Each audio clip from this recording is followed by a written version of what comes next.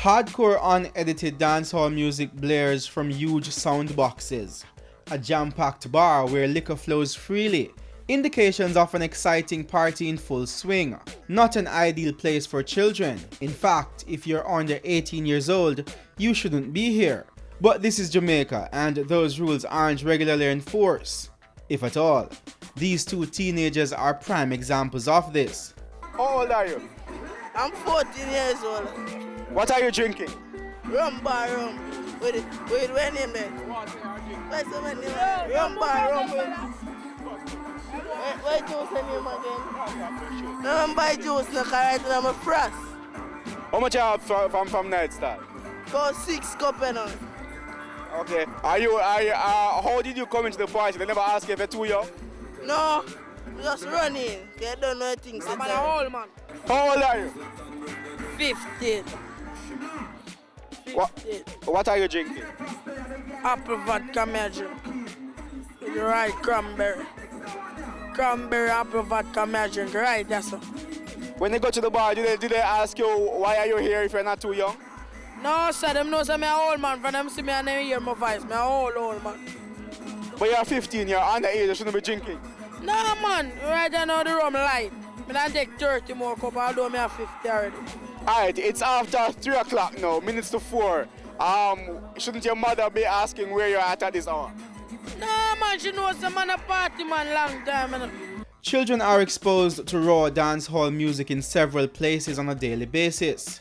But giving them full access to adult parties where they can freely consume hard liquor is increasingly becoming the norm. Event coordinator and party promoter Marlon Campbell thinks some promoters are to be blamed for this. It comes down to bread and butter issues. You have persons who will not take that stance and say, 18 and over and all. You have some persons who really don't care as long as somebody arrives at the gate. Unless them blatantly look like a 10, 12-year-old, they're not going to turn them back.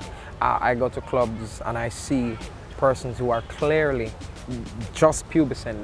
There's no way you can mistake them for older than 16 or so, and they're in the clubs and they're probably drinking harder than me. Parents did not escape the promoter's wrath, as he said many are turning a blind eye to what their children do at these adult events. Because I see parents dropping their kids off at parties where clearly alcohol is being served, and they're the ones picking them up and support and everything. And I said to pick them up to have fun and have some fun, but time and place. Underage drinking is a serious problem in Jamaica. The recently published report of drug use in the Americas cited findings from a 2006 survey done by the National Council on Drug Abuse, which showed that alcohol remained the most abused substance among students in Jamaica. The National Council on Drug Abuse's survey said 7 out of every 10 schoolers surveyed admitted to drinking alcohol. Getting alcohol in Jamaica to purchase is pretty easy for adolescents. It appears either the law prohibiting the sale of alcohol to minors isn't enough of a deterrent, or those who condone the practice are unaware of the penalties. The Spirit License Act points out that any individual who serves or permits to be served or sold to any person under the age of 18 years any alcoholic liquor shall be guilty of an offense and be liable to a penalty not exceeding $100,000 or imprisonment for a term not exceeding 3 months, or both. Marlon Campbell believes promoters can do more to prevent underage drinking at their events. Promoting and trying to attract teeny boppers to your event don't mean that you're going to have some older people coming there. So what happens is that you could probably go as far as, designation with bans. You see it at events where you can give a ban to say these persons are working, they're not drinking, they're not supposed to be getting alcohol. So I don't see why you couldn't extend it to that, where you have different bans. Legal drinking age, you get a certain color ban to come in. If you can't drink, you get a next color ban. Author and researcher on adolescent behavior Dr. Marcia Forbes confirmed that her research showed that teenagers and children at parties and dances are nothing out of the ordinary and is accepted in many Jamaican communities. Little teeny boppers also, dressing up and dancing in particular ways because that's what they see as a role model and as what is valued in our society. Dr. Forbes theorized that the society has evolved and values have changed dramatically, resulting in children being thrust into adulthood long before they're ready, essentially robbing them of their innocence. Some of us see the little girls in particular and the way they're made to seem like teenagers before. You know, my grandmother used to say you're force ripe. And so a lot of mothers know they dress up the little girls in the weaves. I see little 8-year-olds, 5-year-olds with their hair done up in weave and extensions, and I'm saying, why would a mother want to do that to her child? But to them, that's attractive. Proving yourself as a man in Jamaican society takes on many forms. For many young boys in various communities, getting the opportunity to dance with an older woman at the neighborhood dance is one way to prove that your testosterone levels are worthy. For example, at this dance in an inner city community, the little boys watched the adult males perform with the adult females, eagerly anticipating and hoping that their turn would soon come. They wouldn't have to wait much longer as the selector instructs them to form a line. The target of their dance skills get ready for the onslaught. One by one they took turns, and this is repeated for several minutes as each little boy gets the opportunity to show what he's made of. This activity, the selector points out, is important to ensure that these little boys don't grow up to become homosexuals. We're a very performance-oriented society, you know. So when you go to the dance hall, and I've seen some of the DVDs, and you see the little boys breaking out. I mean, I've seen grown women virtually having sex with little boys. Little, I call them tweens, before you actually reach teenage.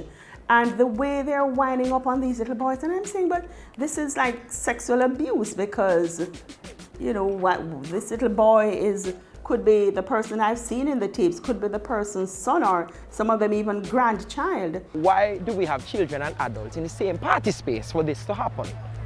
You know, them things that come right back to your ask, why are we having children and adults in the same party space for this to happen? We separate our parties. We have to, you know, I mean, promote to big people. This may be the induction process for inner city youths, but other social classes in Jamaica also have their own way of sexualizing innocence. A lot of young boys in so-called middle-class households, they are inducted into sex by the helpers, and the fathers are quite in agreement with that. And so it's not something that is just happening now. It's something that has been with us a long time. So, who is to be held responsible for sexualizing Jamaica's children? It's always easy to point the finger at someone else. Dancehall music has been blamed a lot for exposing Jamaica's children to lewdness. However, Dr. Forbes contends that that's not the entire picture. The music doesn't exist in a vacuum, you know. So when the DJs tell you that they're looking a forward and the kinds of things that will give them a forward, it is because they are products of a society that they know will value certain kinds of lyrics and certain kinds of portrayals in the music videos, and they know what will give them a forward. So it doesn't exist in a vacuum. The kind of culture that we have in Jamaica is what allows certain kinds of lyrics to thrive and to prosper. How do we end the sexualization of our children, ensuring that their innocence is protected? There's no quick or easy fix. It's something that is going to be tied up with the education system. And these are not sexy topics, I know, but the education system and what is taught in schools, the family and what happens in families, the whole thing of child care protection, how we treat our children. For Live at 7, I'm Keneal Gale.